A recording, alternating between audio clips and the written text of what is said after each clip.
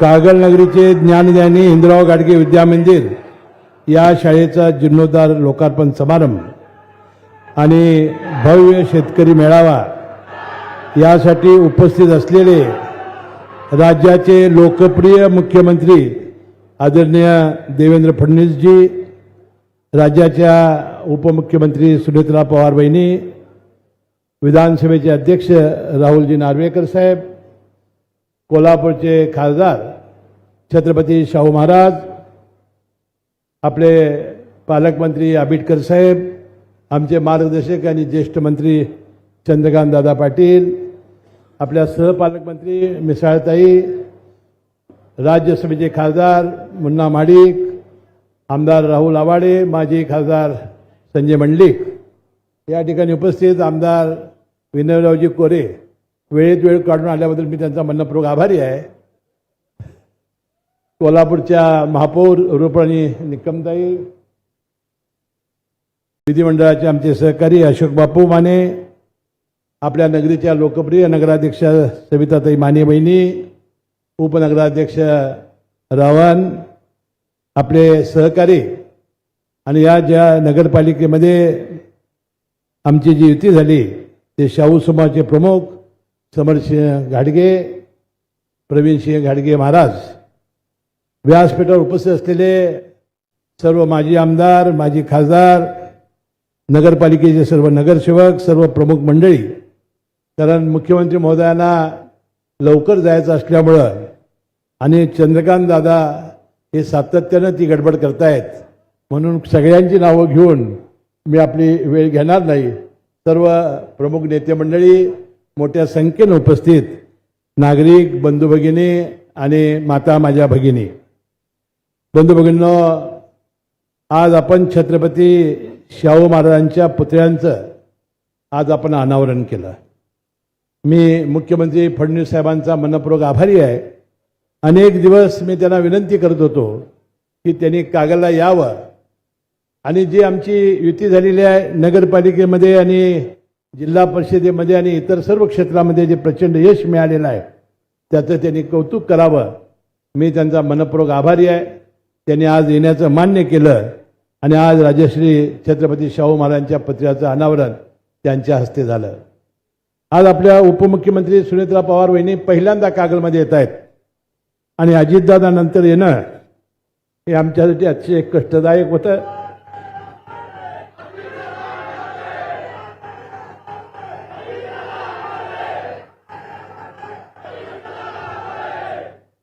मी मनपूर्वक त्यांचाही आभारी आहे आणि आज दिवसभर कार्यक्रम करून मुख्यमंत्री महोदय आज कागल नगरीमध्ये पहिल्यांदा आमच्या या जाहीर सभेला आलेले आहेत.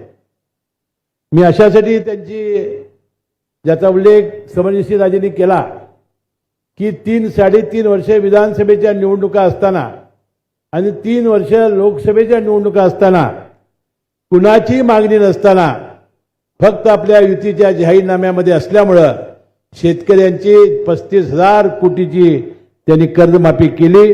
त्यांना मी मनपूर्वक शेतकऱ्यांच्या वतीनं त्यांना मी धन्यवाद देतो. आणि शेतकऱ्यांच्या वीज बिलामध्ये सवलत असेल, दिवसा वीज देण्याचा प्रयत्न असेल, सर्व शेतकऱ्यांचे प्रश्न त्यांनी मार्गी लावलेले आहेत, ज्याचा उल्लेख आता राजेंनी केला.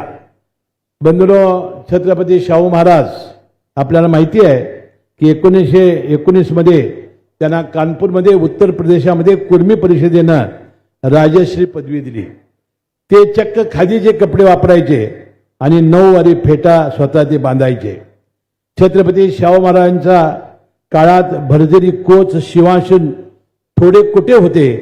आज या किल्ल्यावर तर उद्या या किल्ल्यावर असा त्यांचा काळ होता, असे छत्रपती शाहू महाराज म्हणायचे. घोंगडं टाकलं की झालं बहुजनांचं सिंहासन आणि ते घोंगड्यावर झोपायचे. एकूण देशामध्ये 500-550 संस्थानिक राजे होते, परंतु छत्रपती शिवाजी महाराजांच्या त्यांच्या जीवनावर फार मोठा परिणाम झाला होता. त्यांची साधी राणी, त्यांनी कधीही महागड्या गाड्या वापरल्या नाहीत. ग्वाल्हेरच्या राजांनी त्यांना रोल्स रॉयची गाडी भेट दिली, त्यांनी ती नम्रपणानं नाकारली आणि त्यांनी एक फोर्ड कंपनीचा ट्रक घेतला आणि ते फोर्ड कंपनीच्या त्या ट्रकमधून हिंडायचे. भारतरत्न डॉक्टर बाबासाहेब आंबेडकर यांचा ऋणानुबंध फक्त 2.5 ते 3 वर्षाचा. डॉक्टर बाबासाहेब आंबेडकर पदवीधर झाल्यानंतर त्यांना मुंबईत भेटून त्यांना लंडनमध्ये जाऊन त्यांनी बॅरिस्टर झालं पाहिजे असा आग्रह धरणारे, त्यांना त्यासाठी मदत करणारे, बॅरिस्टर झाल्यानंतर आपल्या संस्थांमध्ये साखर वाटणारे, त्यांना माणगाव तालुका हातकणंगले येथे बोलावून बहिष्कृत समाजाची परिषद बोलावून त्यांना मी रेजी राजा असलो तर आज पासून तुमचे आणि देशाचे नेते डॉक्टर बाबासाहेब आंबेडकर असेल ठणकावून सांगणारा आमचा हा राजा होता. बंधू भगिनींनो, गंगाराम कांबळेसारख्या दलिताला स्वतः हॉटेल काढून देऊन राजे रजवाड्यांना घेऊन त्या ठिकाणी चहा पिणारा राजा, आपल्या संस्थांमध्ये अस्पृश्यतेच्या विरुद्ध कायदा आणणारा, आरक्षणाचा कायदा आणणारा, मोफत आणि सक्तीचा शिक्षणाचा कायदा करणारा, घटस्फोट आणि काडीमोड घेतलेल्या एकल असलेल्या महिलांना बाजूना कायदा करणारा, महिलांच्या छळाविरोधी कायदा करणारा, शेतकऱ्यांच्या कल्याणासाठी आयुष्य खर्ची घातलेल्या छत्रपती शाहू महाराजांच्या या निर्णयामुळे प्रभावित झालेले डॉक्टर बाबासाहेब आंबेडकर यांच्याकडे ज्यावेळी घटना देण्याची वेळ आली त्यावेळा या घटनेवर छत्रपती शाहू महाराजांचा विचाराचा आणि त्यांनी घेतलेल्या निर्णयाची फार मोठी छाप आपल्या संविधानावर पडलेली दिसते. डॉक्टर बाबासाहेब आंबेडकरांनी महाराजांना लिहिलेल्या पत्रात म्हटले होते, you are the pillar of Indian social democracy. पहिल्या महायुद्धाच्या काळात भारतात ब्रिटिशांकडून पोलाद आणायचे आणि त्यावेळी पोलादाचा तुटवडा पडू लागला. नुकतेच लोखंडी नागर कसण्यासाठी आले होते. शेतकऱ्यांची ओळखून महाराजांनी आपल्या 12 किल्ल्यावरील हजारो तोफा खराब झाल्या होत्या त्या विचारून लक्ष्मणराव किर्लोस्कर यांच्याकडून नांगर तयार करून शेतकऱ्यांच्या मोफत दिल्या आणि किर्लोस्करांना नांगर तयार करणारे एक उद्योजक महाराजांनी बनवले. राधानी धरण संस्थांचा महसूल फक्त 12 लाख असताना त्याच्यापेक्षा जादा खर्चाचं राधानी धरण त्यांनी बांधलं. 7.5 TMCचे धरण स्वतःचे खर्चाचे दागिने विकून त्यांनी हे धरण पूर्ण केलं. मला वाटते महाराजांनी असं म्हणाले होते की इट्स माय लाईफ मिशन, हे माझं जीवित कार्य, माझं जीवित ध्येय आहे. आणि जर त्यांच्याकडे त्या काळामध्ये संस्थांमध्ये पैसा असता तरी राधानगरी धरण हे 70 TMCचं आणि काळामाळी धरण हे 100 TMCचं बांधलं असतं. आणि साहेब, तुम्हाला हे कृष्णा लवाद हा तंटा करण्याची आवश्यकताच नव्हती. म्हणजे इतकं काम महाराजांनी केलं, सर्व क्षेत्रामध्ये केलं. आज आपल्याला जायचं असल्यामुळे अधिक बोलणार नाही. अशा महाराजांच्या आणि ज्यांना कागलमध्ये जन्मले आणि करवीर संस्थाला दत्तक गेले अशा नगरीत तुम्ही आलेला आहात.